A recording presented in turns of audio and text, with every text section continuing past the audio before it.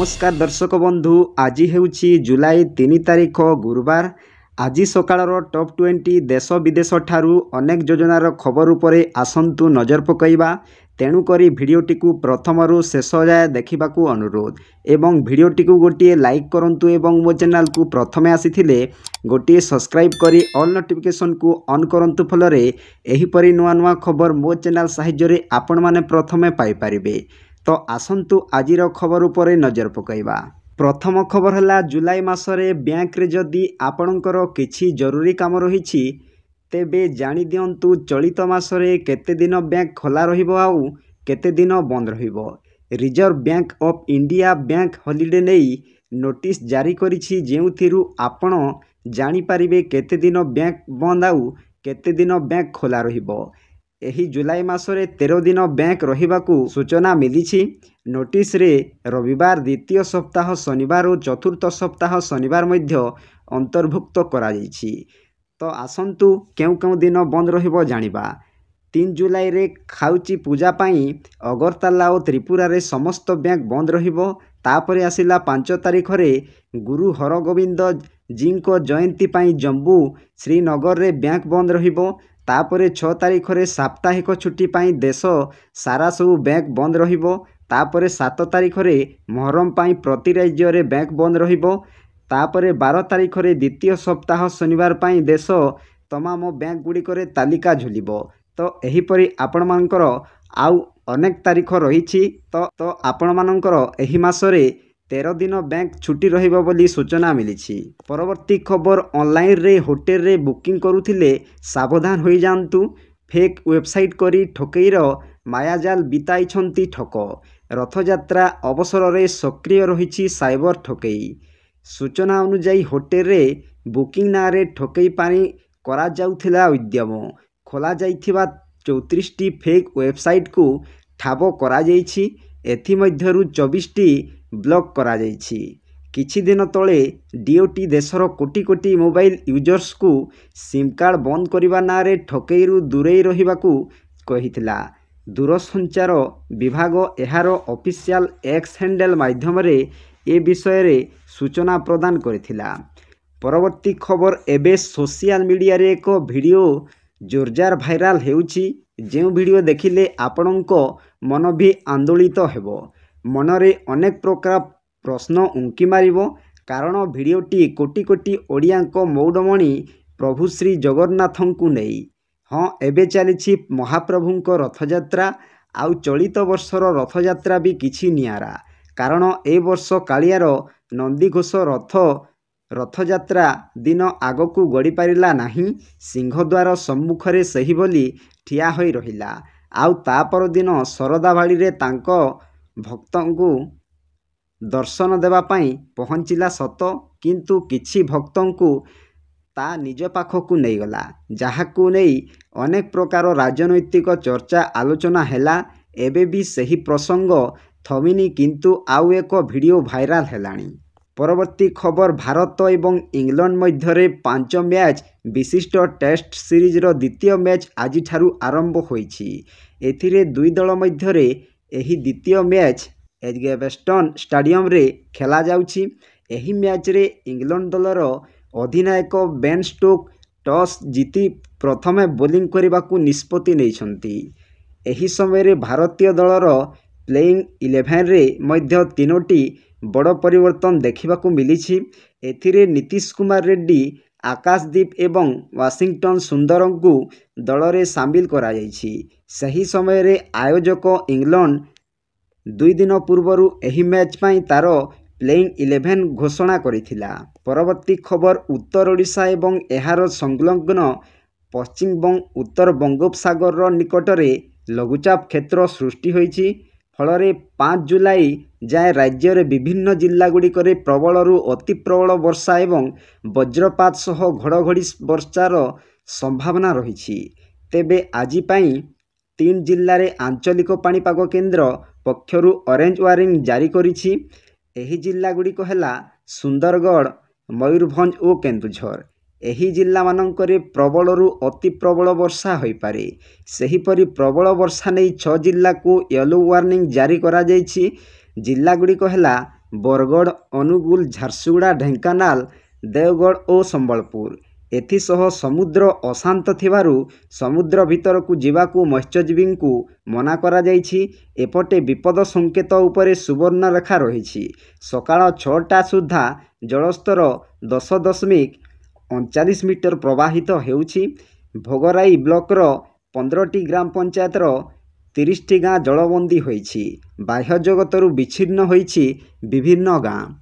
ପରବର୍ତ୍ତୀ ଖବର, ଆଜିକାଲି ଜାପାନରେ ଜୁଲାଇ 5 ତାରିଖ ବିଷୟରେ ବହୁତ ଆଲୋଚନା ହେଉଛି।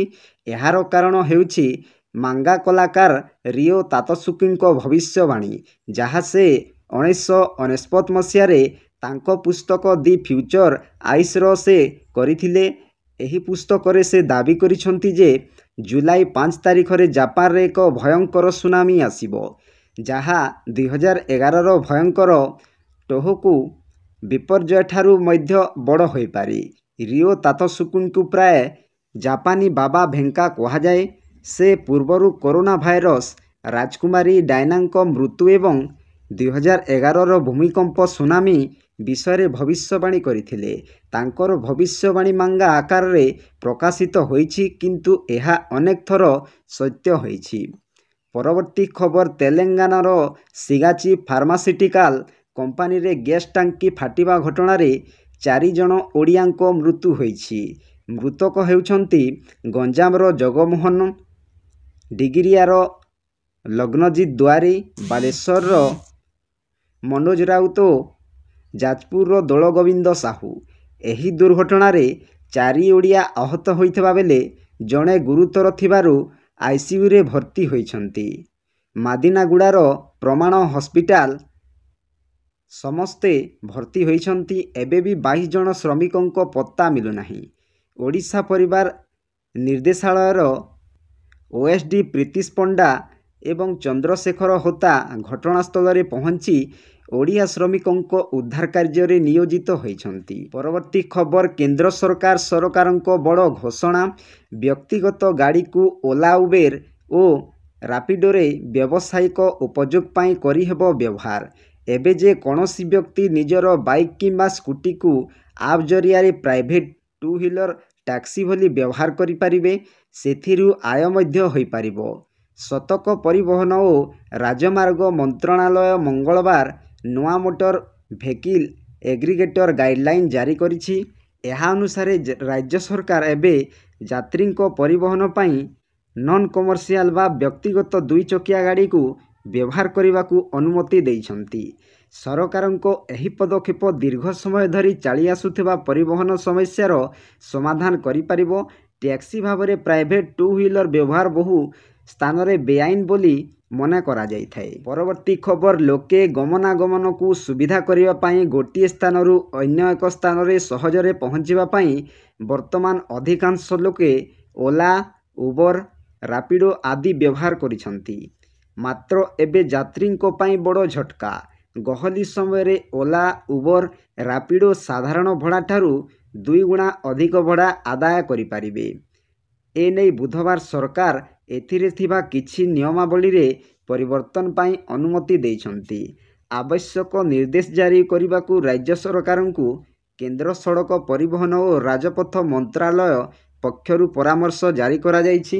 ରାଇଡ୍ ବାତିଲ କଲେ ଭଡ଼ାର 10% ଯାତ୍ରୀଙ୍କୁ ଆଦାୟ କରାଯିବ। ପରବର୍ତ୍ତୀ ଖବର, ଆପଣମାନେ ନିଶ୍ଚିତ ଭାବରେ ଜାଣିଥିବେ ଯେ ଭାରତର ସବୁଠାରୁ ବଡ଼ ବ୍ୟାଙ୍କ ହେଉଛି ଷ୍ଟେଟ୍ ବ୍ୟାଙ୍କ ଅଫ୍ ଇଣ୍ଡିଆ।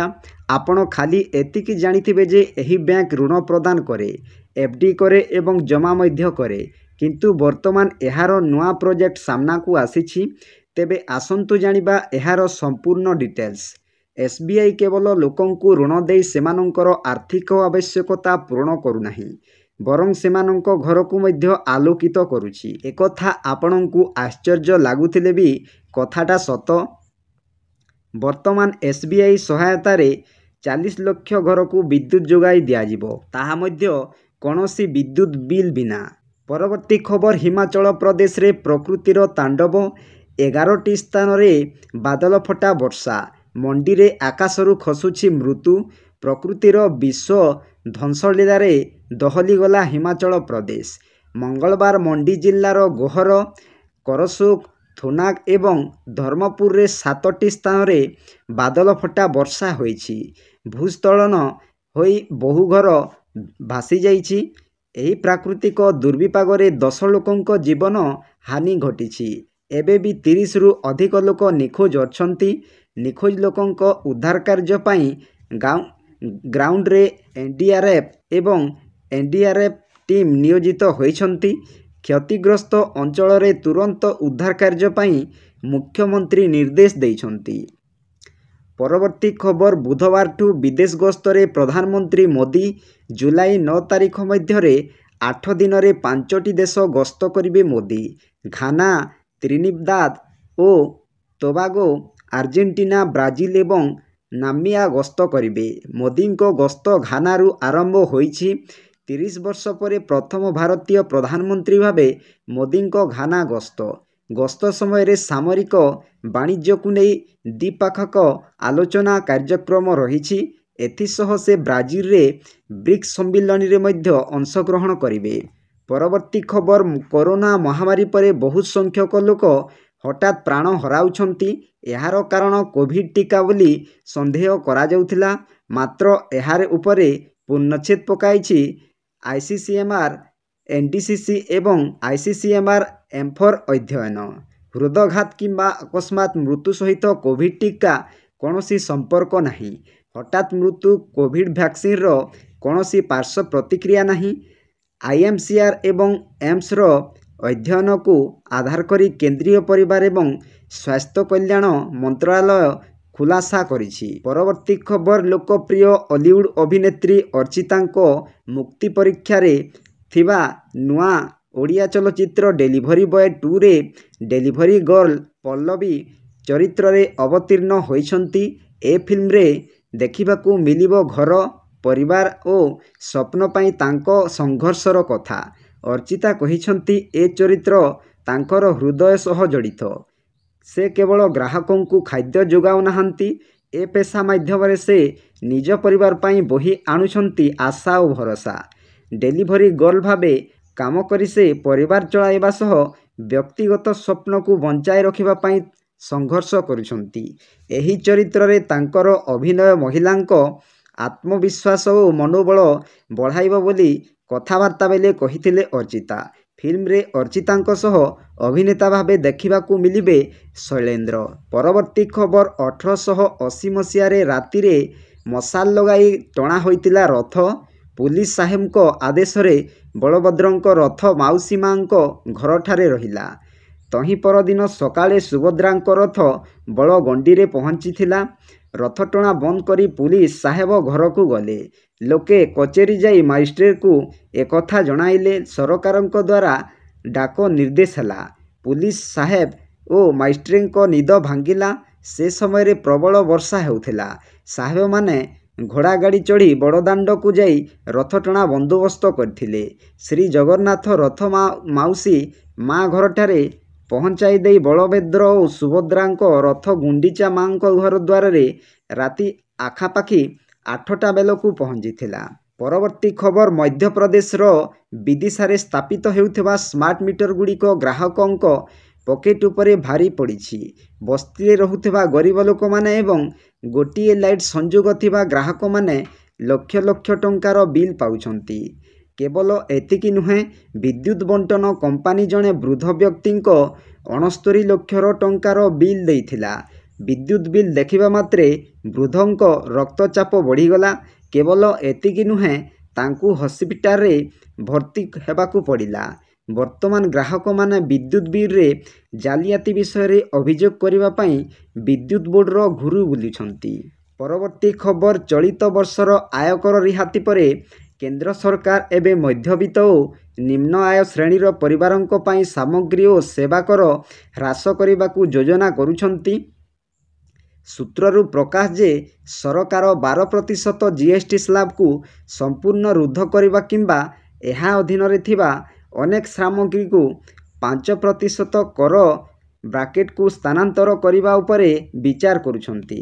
ସୂଚନା ଅନୁଯାୟୀ ଏହି ପରିବର୍ତ୍ତନ ମଧ୍ୟବିତ୍ତ ଓ ଆର୍ଥିକ ଦୃଷ୍ଟିରୁ ଦୁର୍ବଳ ଶ୍ରେଣୀ ଦ୍ୱାରା ବ୍ୟବହୃତ ସାମଗ୍ରୀ ଯଥା ଟୁଥପେଷ୍ଟ, ଟୁଥ୍ ପାଉଡ଼ର, ଛତା ସିଲେଇ ମେସିନ୍, ପ୍ରେସର କୁକର, ରୋଷେଇ ବାସନ, ଇଲେକ୍ଟ୍ରିକ୍ ଆଇରନ୍, ଗିଜର, ଛୋଟ କ୍ଷମତାର ୱାସିଂ ମେସିନ୍, ସାଇକେଲ, 1000 ଟଙ୍କାରୁ ଅଧିକ ମୂଲ୍ୟର ରେଡିମେଡ୍ ପୋଷାକ, 500ରୁ 1000 ଟଙ୍କା ମୂଲ୍ୟର ଜୋତା, ଷ୍ଟେସନାରୀ, ଟିକା, ସେରାମିକ୍ ଟାଇଲ୍ସ ଏବଂ କୃଷି ଉପକରଣ ଆଦିକୁ ଟାର୍ଗେଟ୍ କରିବ। ଏହି ପରିବର୍ତ୍ତନ କାର୍ଯ୍ୟକାରୀ ହେଲେ ଏସବୁ ସାମଗ୍ରୀ ଅଧିକ ସୁଲଭ ହେବ। ପରବର୍ତ୍ତୀ ଖବର କୈଳାସ ପର୍ବତର ପରିକ୍ରମା ପୂର୍ବରୁ ପ୍ରତ୍ୟେକ ଭକ୍ତଙ୍କୁ ଯମଦ୍ୱାର ଦେଇ ଯିବାକୁ ପଡ଼େ। ଆଜ୍ଞା ହଁ, ଯମଦ୍ୱାର ଅର୍ଥ ମୃତ୍ୟୁର ଦେବତାଙ୍କ ପ୍ରବେଶ ପଥ। ଧାର୍ମିକ ବିଶ୍ୱାସ ଅନୁସାରେ ଯମଦେବ ଭଗବାନ ଶିବଙ୍କ ପବିତ୍ର କୈଳାସକୁ ରକ୍ଷା କରନ୍ତି। ଏହି ପ୍ରବେଶ ଦ୍ୱାର ପବିତ୍ର କୈଳାସ ପର୍ବତ ଯିବା ରାସ୍ତାରେ ରହିଛି। ଏହି ଦ୍ୱାର ତିବ୍ଦତର ଏକ ଗାଁ ଡାର୍ଚେନ୍ ଠାରୁ ମାତ୍ର 15 କିଲୋମିଟର ଦୂରରେ ଅବସ୍ଥିତ। ତିବ୍ଦତର ଲୋକେ ଏହି ସ୍ଥାନକୁ ଚୋରଟେନ୍ କାଙ୍ଗ ନାଗି ଭାବେ ଜାଣନ୍ତି। ଏହାର ଅର୍ଥ ହେଉଛି 2 ଗୋଡ଼ ବିଶିଷ୍ଟ ସ୍ତୂପ। ପରବର୍ତ୍ତୀ ଖବର ଭାରତ ଓ ଇଂଲଣ୍ଡ ମଧ୍ୟରେ ଆଣ୍ଡରସନ୍ ତେନ୍ଦୁଲକର ଟ୍ରଫି ଟେଷ୍ଟ ଶୃଙ୍ଖଳାର ଦ୍ୱିତୀୟ ମ୍ୟାଚ୍ ବୁଧବାରଠାରୁ ଖେଳାଯିବ। ଅପରାହ୍ନ 3:30ଟାରେ ଆରମ୍ଭ ହେବ ମ୍ୟାଚ୍। ହେଡିଂଲି ଟେଷ୍ଟରେ ଭାରତ ପ୍ରଭାବଶାଳୀ ବ୍ୟାଟିଂ କରିଥିଲା। ମ୍ୟାଚ୍ରେ 5ଟି ଶତକ ଓ ମୋଟ 835 ରନ୍ କରିବା ସତ୍ତ୍ୱେ ଭାରତ ପରାସ୍ତ ହୋଇଥିଲା। ଫଳରେ 5 ମ୍ୟାଚ୍ ବିଶିଷ୍ଟ ଶୃଙ୍ଖଳାରେ ଘରୋଇ ଇଂଲଣ୍ଡ 1.0ରେ ଆଗୁଆ ରହିଛି। ଫଳରେ ଶୁଭମନ ଗିଲଙ୍କ ଭାରତୀୟ ଦଳ ଏବେ ଚାପରେ। ଶୃଙ୍ଖଳାକୁ 1.1 କରିବା ଲକ୍ଷ୍ୟରେ ଭାରତ ଏଜବେଷ୍ଟନ୍ ଟେଷ୍ଟରେ ଓହ୍ଲାଇବ। ଅନ୍ୟପକ୍ଷରେ ତାର ବାଜବଲ ବ୍ୟାଟିଂ ରଣନୀତି ବଳରେ ପ୍ରଥମ ଟେଷ୍ଟକୁ ଜିତିଥିବା ଇଂଲଣ୍ଡ ଦୃଢ଼ ମନୋବଳ ସହ ଏହି ମ୍ୟାଚ୍ରେ ଓହ୍ଲାଇବ। ପରବର୍ତ୍ତୀ ଖବର ସରକାରୀ ନିଯୁକ୍ତିକୁ ନେଇ ଚିନ୍ତିତ ଥିବା ପ୍ରାର୍ଥୀଙ୍କ ପାଇଁ ସୁବର୍ଣ୍ଣ ସୁଯୋଗ। ଷ୍ଟାଫ୍ ସିଲେକ୍ସନ କମିଶନ ଅର୍ଥାତ୍ ଏସ୍ଏସ୍ସି ଜୁନିୟର ଇଞ୍ଜିନିୟର ନିଯୁକ୍ତି ପାଇଁ ଖାଲି ପଡ଼ିଛି ପଦବୀ। ଏହି ନିଯୁକ୍ତି ପାଇଁ ଆରମ୍ଭ ପ୍ରକ୍ରିୟା ଆରମ୍ଭ ହୋଇଛି। ଅଧିକ ବିବରଣୀ ପାଇଁ ଏହାର ଅଫିସିଆଲ ୱେବସାଇଟକୁ ଯାଇ ଚେକ୍ କରନ୍ତୁ। ପଦବୀ ବିବରଣୀ ସଂଖ୍ୟା 1340। ଆବେଦନ ତାରିଖ ଇଚ୍ଛୁକ ପ୍ରାର୍ଥୀ ଜୁଲାଇ 21 ପର୍ଯ୍ୟନ୍ତ ଆବେଦନ କରିପାରିବେ। ଅନଲାଇନ୍ ମାଧ୍ୟମରେ ଆବେଦନକାରୀ ଆବେଦନ କରିପାରିବେ। ଆବେଦନ ଶୁଳ୍କ ମହିଳା ପ୍ରାର୍ଥୀ, ST/SC, PWBD ସଂରକ୍ଷଣ ପ୍ରାର୍ଥୀ ଏବଂ ସୈନ୍ୟଙ୍କ ଆବେଦନ ଶୁଳ୍କ ଛାଡ଼ କରାଯାଇଛି। ଅନ୍ୟାନ୍ୟ ବର୍ଗ ପ୍ରାର୍ଥୀଙ୍କ ପାଇଁ 100 ଟଙ୍କା ଆବେଦନ ଶୁଳ୍କ ଧାର୍ଯ୍ୟ କରାଯାଇଛି। ପରବର୍ତ୍ତୀ ଖବର OAS ଅଫିସରଙ୍କ ସମୂହ ଛୁଟି ଘଟଣାକୁ ନେଇ ମୁଖ୍ୟମନ୍ତ୍ରୀ ମୋହନ ମାଝୀଙ୍କ ଅଧ୍ୟକ୍ଷତାରେ ବସିଛି ବଡ଼ ବୈଠକ। ମନ୍ତ୍ରୀଙ୍କ ସହ ଆଲୋଚନା କରୁଛନ୍ତି ମୁଖ୍ୟମନ୍ତ୍ରୀ ମୋହନ ଚରଣ ମାଝୀ। BMC ଅଫିସରେ ଅତିରିକ୍ତ ସଚିବଙ୍କୁ ମାଡ଼ ମରାଯିବା ଘଟଣାରେ ରାଜ୍ୟରେ ବିଭିନ୍ନ ଅଞ୍ଚଳରେ OAS ଅଫିସରମାନେ ସାମୂହିକ ଛୁଟି କରି ଅଫିସ ଆସିବା ବନ୍ଦ କରିଛନ୍ତି। ଯାହାକୁ ନେଇ କାର୍ଯ୍ୟାଳୟଗୁଡ଼ିକ ବନ୍ଦ ରହିଥିବା ଦେଖିବାକୁ ମିଳିଛି। ତ ଆପଣମାନେ କିଛି ସମୟ ଭିତରେ 20ଟି ଖବର ବିଷୟରେ ଜାଣିପାରିଲେ।